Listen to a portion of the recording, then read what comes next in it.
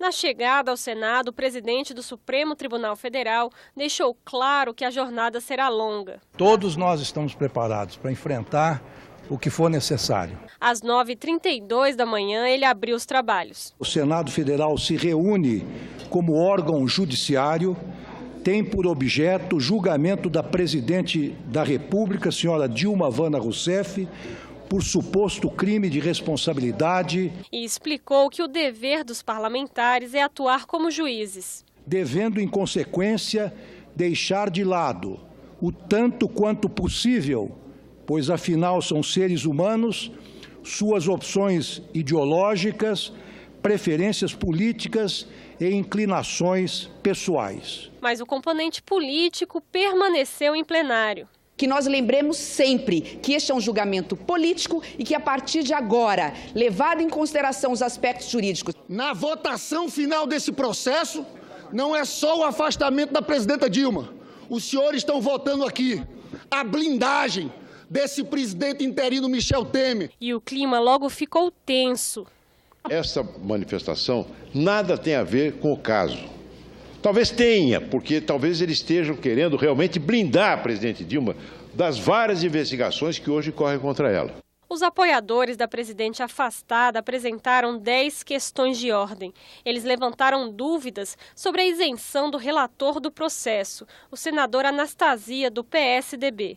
Eles questionaram pontos da acusação, pediram que a denúncia fosse arquivada e o julgamento cancelado, com base em vários argumentos. Obstinadamente reiterarei essa palavra quantas vezes necessário for, quantas vezes o regimento me permitir. Não há que se falar em operação de crédito, já que o Tesouro deve aos bancos a diferença da taxa e não ao mutuário. O ministro Lewandowski indeferiu todos os pedidos. Essa questão de ordem levantada por Vossa Excelência confunde-se com o mérito e o regimento não se coaduna com esse tipo de intervenção nesta categoria. Os senadores favoráveis ao impeachment alegaram que os pedidos eram para atrasar o julgamento. Isto é ou não é procrastinação? Isto é ou não é chicana? O momento de maior tensão ocorreu quando a senadora Gleisi Hoffmann estava com a palavra. Qual é a moral desse Senado para julgar a presidente da República? Qual é a moral que tem os senadores aqui para dizer que ela é culpada, para caçar? Quero saber Silêncio, qual é a moral silêncio, que vocês têm. Está suspensa a sessão por 5 minutos. Está suspensa a sessão. E a discussão continuou no intervalo. Com os ânimos mais calmos, a primeira testemunha a depor seria Júlio Marcelo de Oliveira, procurador do Ministério Público junto ao Tribunal de Contas da União. Ele denunciou ao TCU as operações contábeis em que se baseia o pedido de impeachment.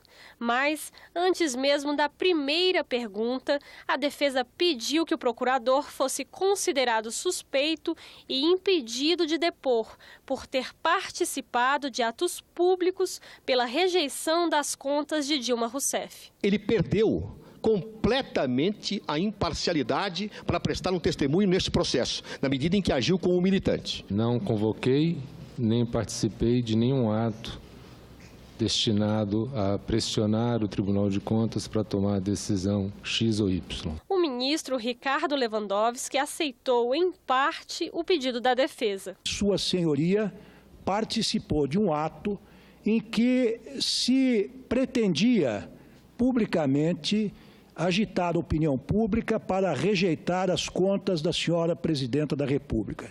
Penso que, como membro do Ministério Público, do Tribunal de Contas, Sua Senhoria não estava autorizado a fazê-lo.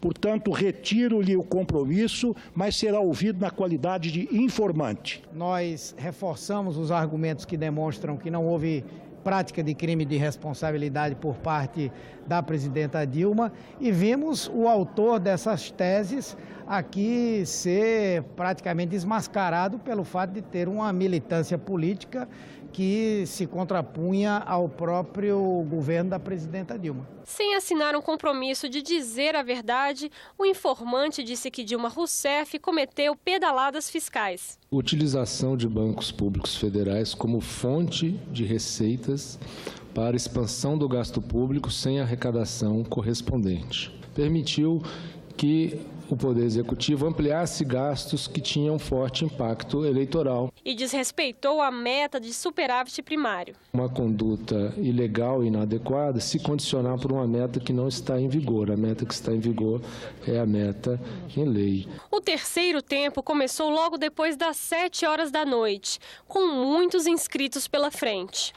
Se a acusação e a defesa não fizerem perguntas, nós iremos até as 2 da manhã ou mais. Diante desse dado, eu peço a vossas excelências que calibrem as intervenções e saberão, então, em função dessa calibração, a que horas nós retornaremos para casa. Já eram quase 10 horas da noite, quando Antônio Carlos Carvalho, que é auditor do TCU, foi ao plenário para responder às questões dos senadores.